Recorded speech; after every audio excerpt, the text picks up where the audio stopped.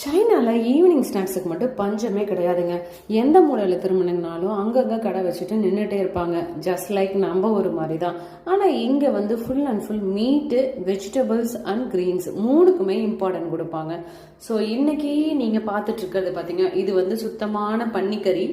இங்கே வந்து பன்னிக்கறி இல்லாமல் யாருமே இருக்க மாட்டாங்க. அதை பன்னிக்கறின்னு சொல்லும்போது ஒரு மாதிரி இருக்கும், பட் போர்க்குன்னு சொன்னால் கொஞ்சம் நல்லா இருக்கும்.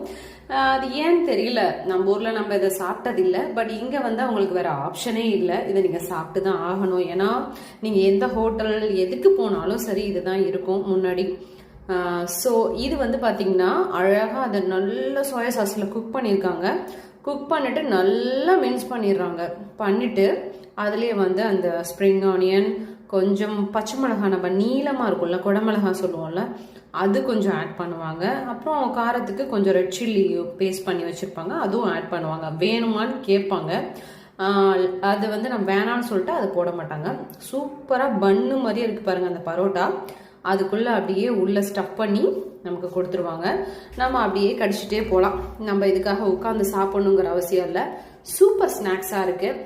பார்க்குறவங்க கண்டிப்பாக ட்ரை பண்ணுங்கள். See you in next video. Please subscribe and support me.